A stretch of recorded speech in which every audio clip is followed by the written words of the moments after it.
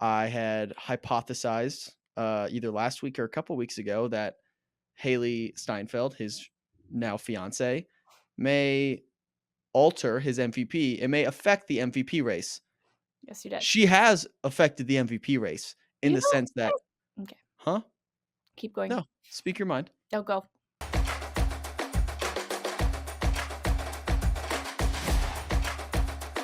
Hello, everyone. Welcome back to the Read Option presented by Good Time Media. I'm Wyatt. That's Jenna. Today, we're talking more about In a Holidays by Christina Lauren, which is not one, but two people. We learned that last week. First up, top fives. Jenna just made hers about 30 seconds ago. So I'm going to let her have the floor while it's still fresh in the brain. What do you got? I wrote it down. I know. Okay.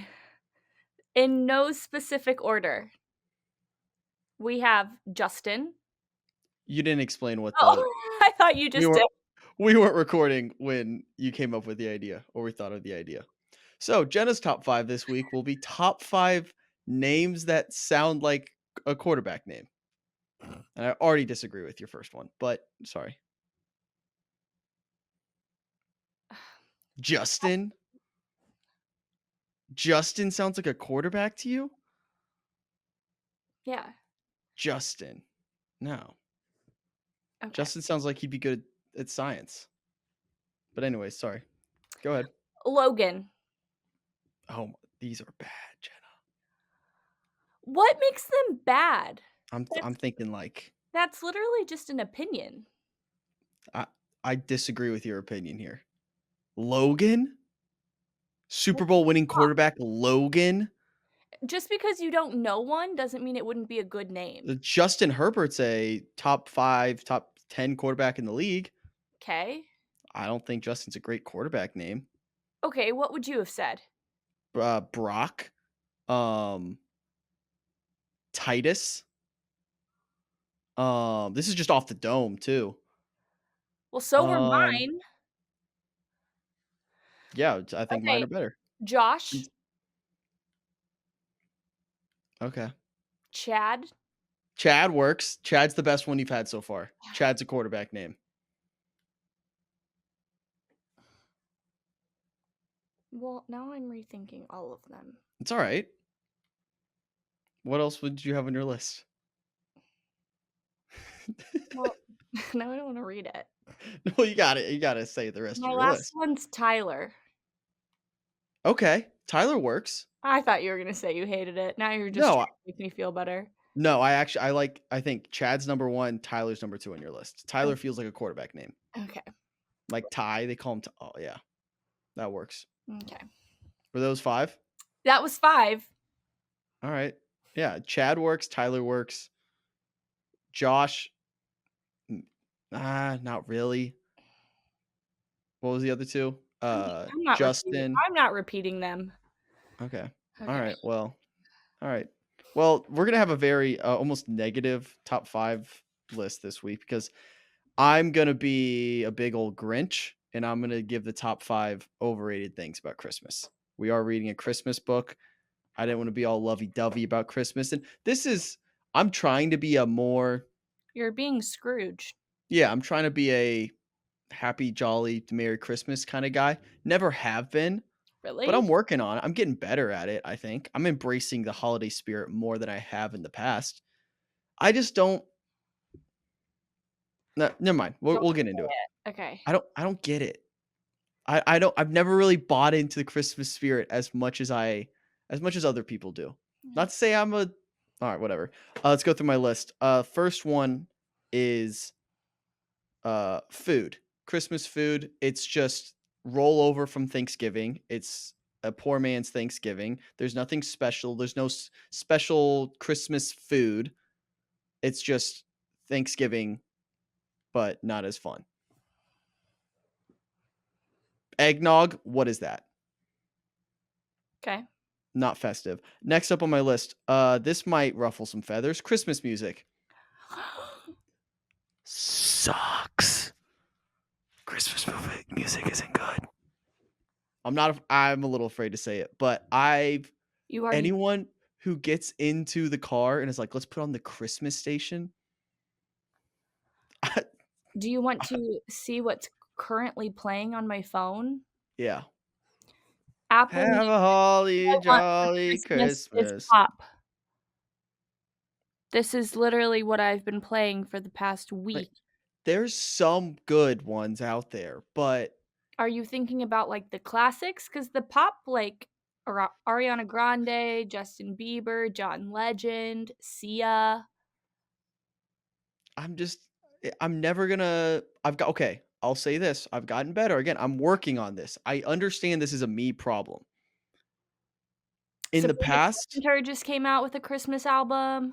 yeah, I just the music I've never been one to, "Hey, it's Christmas time, let's put on Christmas music." When it's on, I've gotten better of like, "Oh, this is fine." But I'm never, like, going out of my way to if I'm alone in my car, I will never listen to Christmas music. That's sad. That's just sad. I'm working on it.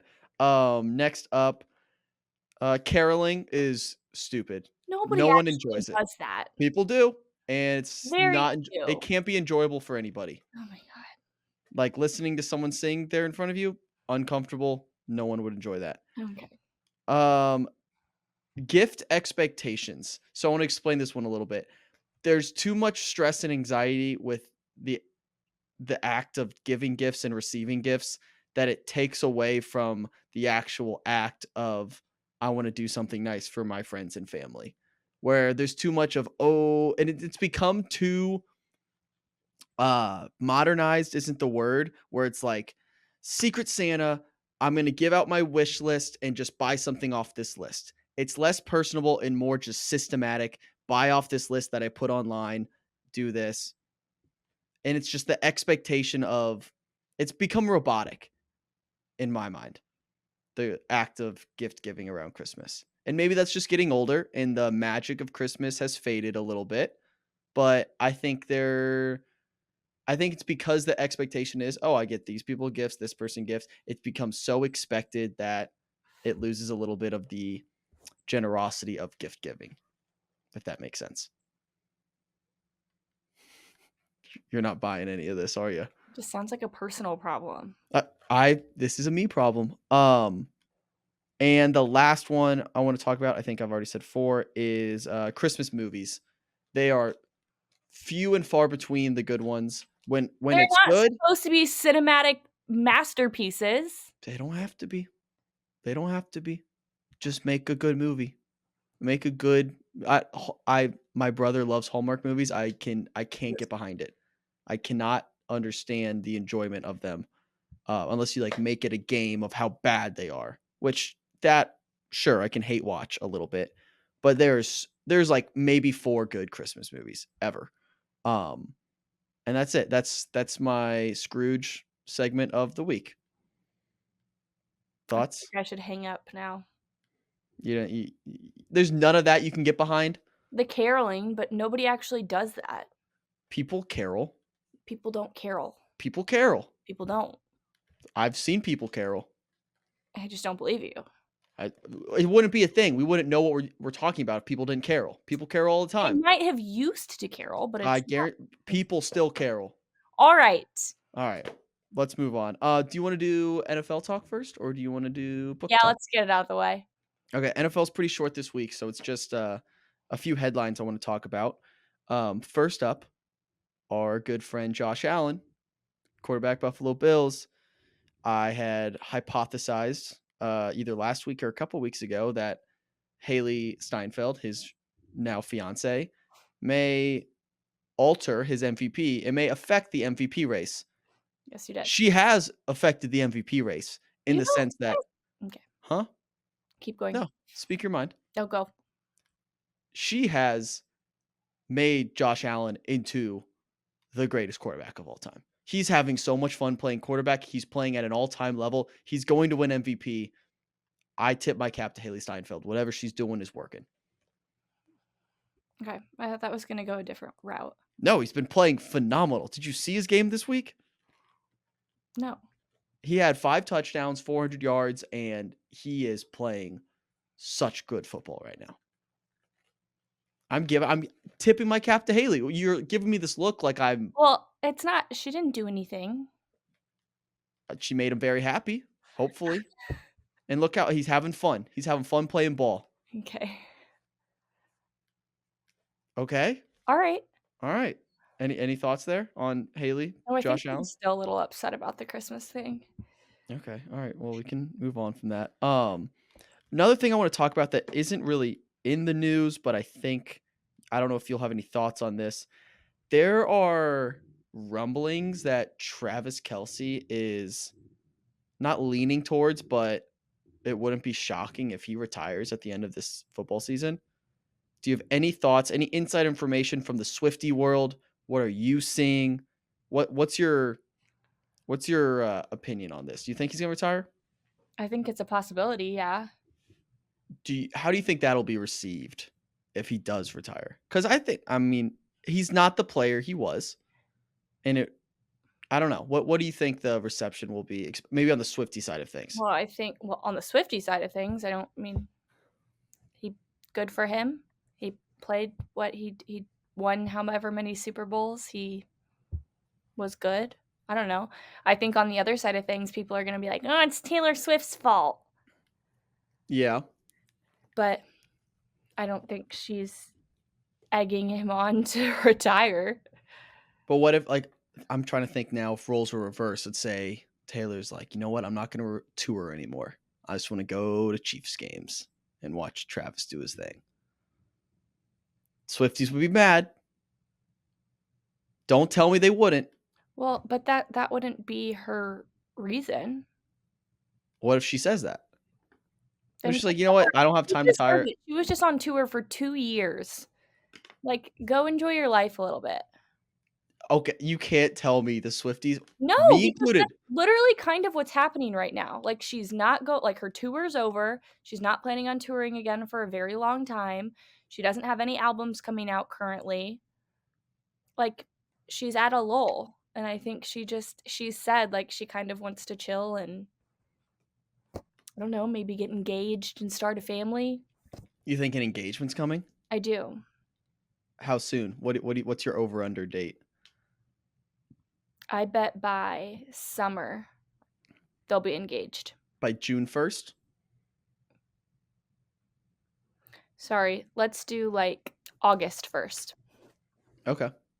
What would be your reaction if Travis pulled a Troy Bolton-esque, they win the Super Bowl, Taylor comes down, they have the first three-peat in NFL history, Taylor comes down from the booth, and he proposes on national television after the Super Bowl and retires. No. No? No, I don't like that. That'd be the greatest moment in TV history. They would get so much shit for that. I don't know if they would. That's kind of a dream. You three-peat, only time in NFL history, no team has ever three-peated, win 3 straight Super Bowls. Say, I'm done with football. I'm going to marry the love of my life. Taylor, will you marry me? I just don't Imagine he's on the podium. He's like, I got one more thing to say. I got one more. I Gets just down on don't a knee. I just don't think that's gonna happen. You wouldn't like it if it did? I just don't think that's their vibe. Okay. What is their vibe? You think their engagement's going to be secretive? Like, That's could they secretive. already be engaged?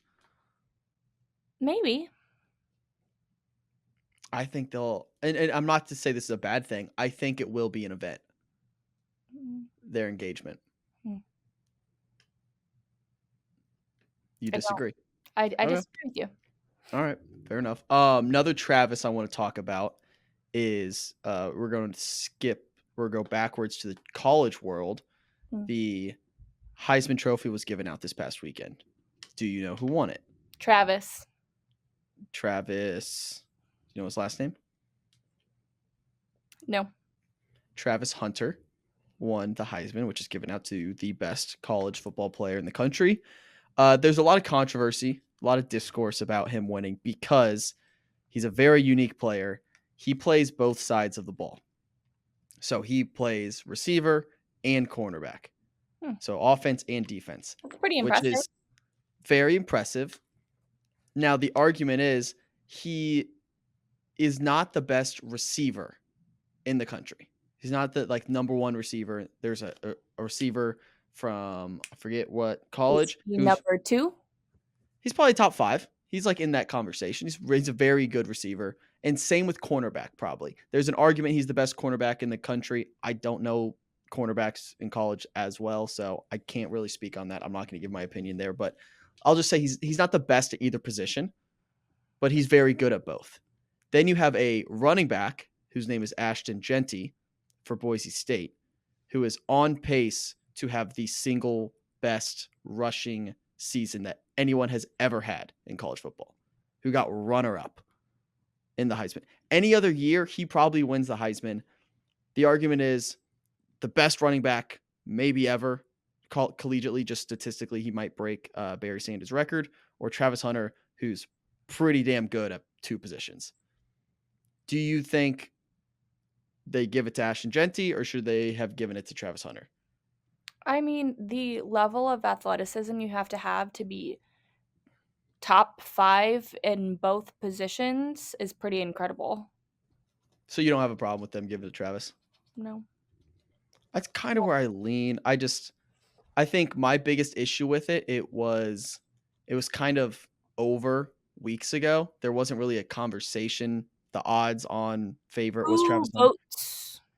There's Heisman voters, which is like press, media members, former players. So there's like a collective of people, but it's not like a I fan mean, vote. there's always going to be somebody that else that Mhm, should have won, right? Like, true. there's has to be a runner-up. Yeah. I think it was such a big gap though. The odds on so like I was just going based off the sports book. Travis Hunter was like minus 2,000 to win the Heisman like 3 weeks ago. When in my personal opinion, it should have been closer. And it was a close vote. So I don't have a problem with that. I just it felt like it was already over before we had the conversation. That's where my issue was. I'm fine with him winning, but that's just where I was like, we should at least this should feel closer. Talk But about it, yeah. that's Vegas for you. Well, good for Um, him. yeah, congrats to Travis Hunter. He How old will is probably 21, 22. he? He's Like, going to what be year? junior. He'll be a top 5 draft pick. He'll be in the draft in April, which I'm interested to see what we do if we cover the draft. It'll be funny. It's only a few Did months away we though. cover the draft? Yeah, God. we'll see. But and the last thing I want to talk about NFL wise, because we're getting in the playoff race. So we'll have more once the playoffs are set in the last week of the season. A lot of talk to talk about then. But for right now, last night, Minnesota Vikings, my squad, they won on Monday Night Football. They beat the Bears.